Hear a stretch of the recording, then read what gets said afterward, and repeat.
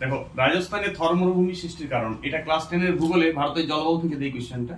মাঝে মাঝে 3 নম্বরের উপরে, মাঝে মাঝে 2 নম্বরের উত্তর পড়ে। কিভাবে উত্তরটা সাজাতে থাকে শুনো। যেই কোশ্চেন পড়ুক, প্রথমত তুমি তো ভারতের ম্যাপটা আঁকবে।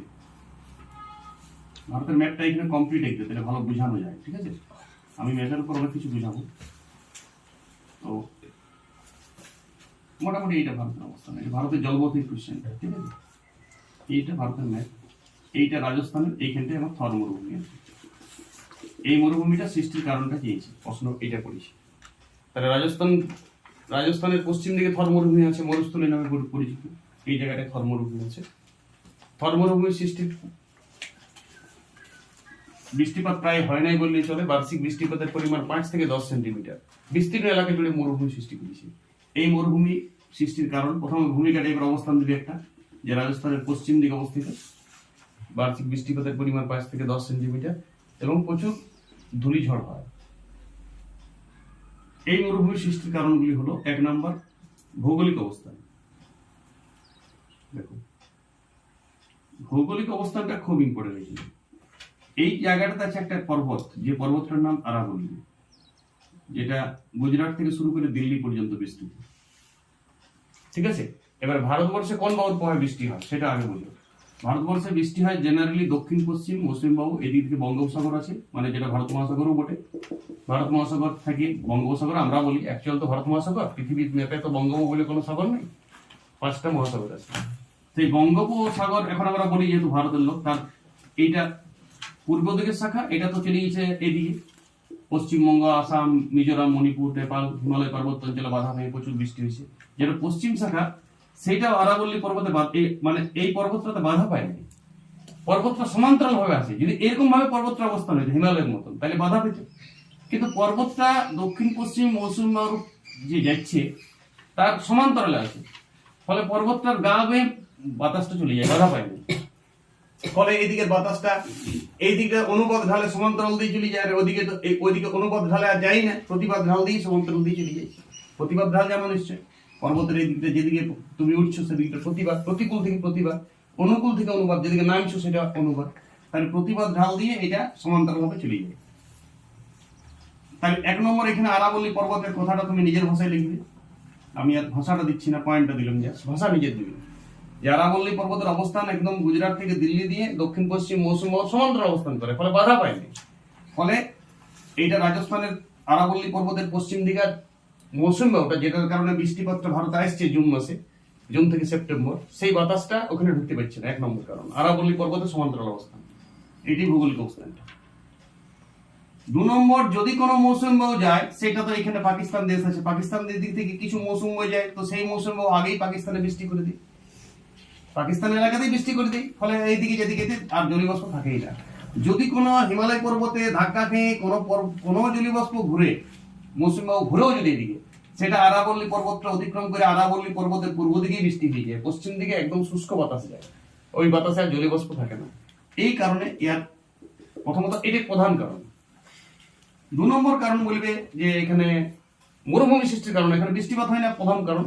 2 নম্বর উষ্ণতাটা দিকে লিখবে। উষ্ণতা প্রায় 40 ডিগ্রি থেকে 50 ডিগ্রি সেন্টিগ্রেড উষ্ণতা থাকে। উষ্ণতা এত থাকে, ফলে এইখানটাতে ওই শিলাখণ্ডগুলো চূর্ণ বিচূর্ণ হয়ে যায় প্রচন্ড উষ্ণতাতে। 3 নম্বর বায়ু প্রবাহ। বায়ু প্রবাহ পশ্চিম দিক থেকে প্রচুর বাতাসের, পাকিস্তান, ইরান, ইরাক থেকে প্রচুর ধূলিঝড় আসে। সেই ধূলিঝড়গুলো এই দিয়ে অনেক ধুলা প্রবেশ করেছে, লোয়ের সমুদ্র দ্বারা অনেক ধুলা এখানে আসিছে, ফলে ধুলা সৃষ্টি করেছে, এলাকাটা রুক্ষ সূক্ষ্ম হয়ে গেছে। 4 নম্বর পশুচারণ। অনেক মেষ, উট এইসব প্রতিপালন করা হয় এখানটায়, ফলে যেটুকু ঘাস ফাঁস ছিল, তৃণভূমি টাইপের ছিল, সেগুলোকে খাই নিয়েছে পশুদের সব, ফলে জায়গাটা বালি হয়ে গেছে। মরুভূমি সৃষ্টির কারণ শুধুমাত্র বৃষ্টিপাতটা না, বালিটা কেন সৃষ্টি হইল, তাহলে এই কারণে বালিটা সৃষ্টি হয়েছে। আর 5 নম্বর নদী উপত্যকা থেকে দূরবর্তী অবস্থান। আশেপাশে কোথাও বড় নদী নেই। প্রথমত নদী উপত্যকা যেগুলা ছিল, গঙ্গা উপত্যকা বা সিন্ধু উপত্যকা, সেগুলা থেকে এটার অনেক ডিস্টেন্সে রাজস্থানের এই এলাকাটা আরাবল্লী পর্বতের পশ্চিম দিকে কোনো বড় নদী নেই। একটা নদী আছে, যদিও লুনি, সেটা খুব ছোট নদী এবং কম জল প্রবাহিত হয়।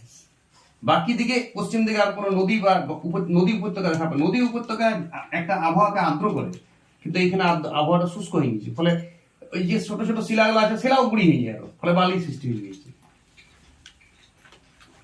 আর মানে ভূগর্ভ যে গর্ভস্থ যে জল সেইটা অনেক নিচু স্তরে আছে, মাটির লেয়ার, মানে ভূগর্ভের মাটির যে জলটা থাকে, নলকূপ পুড়াইলে জল পাওয়া যায় বা কুয়া পুড়াইলে জল পাওয়া যায়, সেটাও এখানে পাওয়া যায় না। মাটির জলটা অনেক নিচে অবস্থান করছে, অনেক গভীরে, যেখান থেকে জলটা তোলা সম্ভব হয় না কোনো পাম্প বা কলসের দিয়ে। এই পয়েন্টগুলো তুমি উল্লেখ করবে এখানে। ভৌগোলিক অবস্থানটা মেন কারণ, তাছাড়া উষ্ণতা দিবে, বায়ু প্রবাহ দিবে, পশুচারণ দিবে, নদী উপত্যকার দূরবর্তী অবস্থান যেটা বললাম, নদী উপত্যকার দূরবর্তী অবস্থান, আর ভূগর্ভস্থ নিচুতে জলের অবস্থান। ভূগর্ভস্থ জলটাও নিচুতে, নদী উপত্যকাও নাই, ফলে এখান থেকে পাইপ লাইন করে জল আনা যাচ্ছে না, নদী উপত্যকা অনেক দূরে আছে। ব্যাপার নদী উপত্যকা যেখানে আমরা যেমন নদী ধারে ঘর, তো একটা বাতাসটা একটু চান থাকে, শীত শীত ভাব থাকে, একটা শীতল জলীয় অবস্থা থাকে, ফলে ওখানে শিলাখণ্ডগুলো তো চূর্ণ বিচূর্ণ হয় না, কিন্তু এইখানে শিলাখণ্ডগুলো শুষ্ক হয় এবং চূর্ণ বিচূর্ণ হয়। এই কারণেই থর মরুভূমি সৃষ্টি হয়েছে বা রাজস্থানে মরুভূমি। আর এই ম্যাপটা দেওয়া থাকবে সাইডে একটা অবস্থান, আর এখানে কারণ এই 6টা কারণ উল্লেখ করবে, 5টা কারণ লিখলেও চলবে, কিন্তু 6টা কারণ দিলে বেশি হবে, এই 6টা একদম পারফেক্ট কারণ দিয়ে আসে। ওকে, সবাই উত্তরটা খাতায় লিখে নাও, আমার ভাষাটা দেখে নিজে ভাষাটা দাও, আমি তথ্যগুলো দিয়েছি সব রেডি করা। বৃষ্টিপাতের পরিমাণটা খুব কম, ওইটা লিখবে। বৃষ্টিপাতের পরিমাণটা উষ্ণতার সঙ্গে বৃষ্টিপাতের পরিমাণটা একটু লিখবে, একটা পয়েন্ট করে দিবে। 8 নম্বর আমি করবি, তুমি আগেই করবে। বৃষ্টিপাত বার্ষিক 10 থেকে 15 সেন্টিমিটার, যেটা বললাম এটাও কারণ, বৃষ্টিপাত একদমই হয় না। আর বায়ু প্রবাহ চলে পশ্চিম দিক থেকে, একটা বলেছি বায়ু প্রবাহ। বায়ু প্রবাহ ও বৃষ্টিপাতটা একসাথে লিখবে, যেখানে বৃষ্টিপাতের পরিমাণ 10 থেকে 15 সেন্টিমিটার। এরকম বৃষ্টি পড়লে তো ভূনিম্নস্থ জল থাকবে কি করে, মাটির নিচে জলই থাকে না, মাটির নিচে জলের লেয়ারটা অনেক নিচে নেমে গেছে। আমাদেরই দেখবে বৈশাখ জ্যৈষ্ঠ মাসে এখানে জলের লেয়ার নিচে নেমে যায়, 300 ফুটের নলকূপে জল বেড়ে, নলকূপ বাড়ি ফিরে যায় পুরুলিয়া জেলাতে। তো কিন্তু বর্ষাতে আবার জল হয়ে যায় আমাদের, ফলে আরো জল স্তরটা আগায় আসে, ফলে কুয়াতে যখন জল ভরে যায়, নলকূপে অনেক উপরে জল চলে আসে, কিন্তু অত জলই হয় না, তাহলে ভূনিম্নস্থ জলটা নিচে নেমে যায়। এইসব কারণে এখানে মরুভূমি সৃষ্টি। ওকে।